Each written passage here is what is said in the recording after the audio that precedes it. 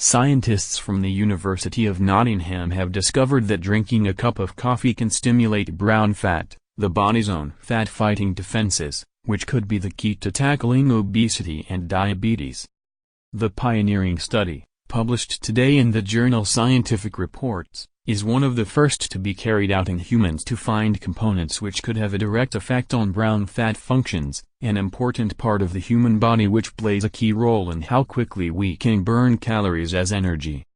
Brown adipose tissue, BAT, also known as brown fat, is one of two types of fat found in humans and other mammals. Initially only attributed to babies and hibernating mammals, it was discovered in recent years that adults can have brown fat too. Its main function is to generate body heat by burning calories, opposed to white fat, which is a result of storing excess calories. People with a lower body mass index, BMI, therefore have a higher amount of brown fat. Professor Michael Simons, from the School of Medicine at the University of Nottingham, who co-directed the study, said, "Brown fat works in a different way to other fat in your body and produces heat by burning sugar and fat, often in response to cold. Increasing its activity improves blood sugar control as well as improving blood lipid levels, and the extra calories burned help with weight loss."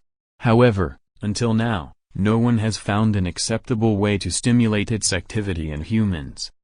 This is the first study in humans to show that something like a cup of coffee can have a direct effect on our brown fat functions.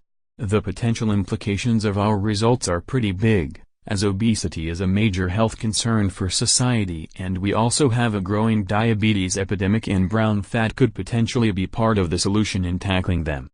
The team started with a series of stem cell studies to see if caffeine would stimulate brown fat. Once they had found the right dose, they then moved on to humans to see if the results were similar. The team used a thermal imaging technique, which they'd previously pioneered, to trace the body's brown fat reserves. The non-invasive technique helps the team to locate brown fat and assess its capacity to produce heat. From our previous work, we knew that brown fat is mainly located in the neck region, so we were able to image someone straight after they had a drink to see if the brown fat got hotter, said Professor Simons. The results were positive, and we now need to ascertain that caffeine as one of the ingredients in the coffee is acting as the stimulus, or if there's another component helping with the activation of brown fat. We are currently looking at caffeine supplements to test whether the effect is similar.